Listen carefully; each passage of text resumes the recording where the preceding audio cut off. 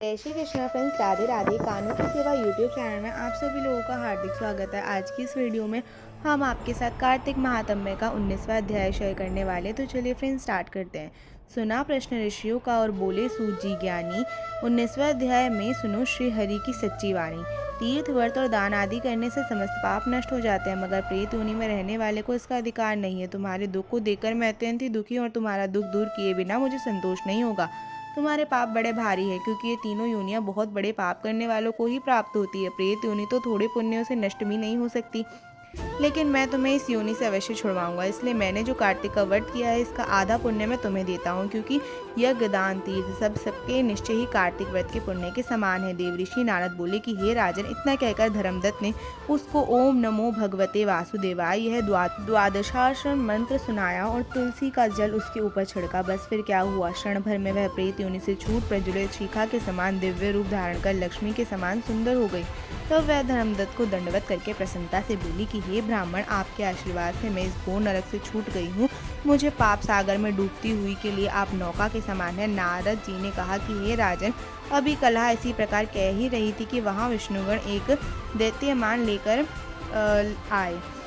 विमान के द्वार पर अप्सराएं और गण बैठे हुए थे। धर्मदत्त ने उनको देखकर प्रणाम किया। पुण्यशील और सुशील नामक भगवान विष्णु के गणों ने धर्मदत्त को अपने हाथों को ऊपर उठाकर अभिनंदन करके कहा कि हे द्विजश्रेष्ठ, आप धन्य हैं जो सदा भगवान विष्णु के व्रत कथा सेवा में लगे रहते हैं। आपने जो अपने बालकाय में पवित्र और शुभ कार्तिक व्रत किया था, उसके आधे फल से मैं आपके कलह के पूर्व जन्म के एकत्रित सभी पापों को नष्ट कर दिए हैं। यही नहीं, आपकी कृपा से उसके सैकड़ों जन्म के पाप नष्ट हो गए हैं। आपके जागरण आदि करने से पुण्य प्रभाव से आकाश मंडल में यह विमान आया है।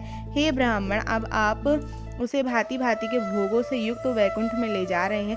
आपके दान पुण्यों के प्रभाव से यह भगवान विष्णु के पास रहेगी। आप भी इस जन्म के बाद अपनी दोनों स्त्रियों सहित वैकुंठ में विष्णु जी के पास रहोगे और मुक्ति प्राप्त करोगे। हे दया सागर, वह मनुष्य धन्य है जो जन्म उन्हीं का फलीभूत होता है जिन्होंने तुम्हारी तरह विष्णु जी की भक्ति की है, क्योंकि भगवान विष्णु अपने भक्तों को भला क्या नहीं देते। जिन्होंने प्राचीन काल में उत्तरायण पद के पुत्र को ध्रुव पर पहुंचाया, जिसके सुमिरन मात्र से प्राणियों को मुक्ति प्राप्त हो जाती है। प्राचीन काल में विष्णु जी ने केवल अपने नाम के स्मरण से ही अपने द्वारा पकड़े हुए हाथी को हसित योनि से मुक्ति करके जय नामक अपना पार्षद बना लिया। तुमने उन्हीं विष्णु जी की सेवा की है, इसलिए तुम अपने दोनों स्त्रियों सहित 1000 वर्ष तक भगवान विष्णु के पास निवास करोगे। जब तुम्हारा पुण्य क्षीण हो जाएगा, तब तुम सूर्यवंश में अपनी दोनों रानियों के साथ राजा दशरथ के नाम से प्रसिद्ध होगे, तथा यह कला तुम्हारे आधे पुण्य की भागीदारी होने के नाते तुम्हारी तीसरी भार्या होगी। वह भगवान विष्णु पुत्र के रूप में तुम्हारे पास रहेंगे और देवताओं का कार्य करेंगे।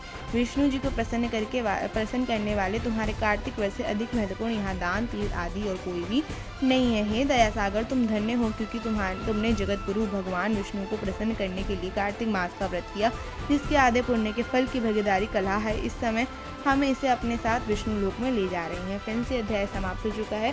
चैनल के ऊपर कार्तिक महात्म्य की और भी कथाएं अपलोडेड है, आप उसको जाकर भी चेकआउट कर सकते हैं। जय श्री कृष्ण, जय श्री राधे, जय माँ तुलसी।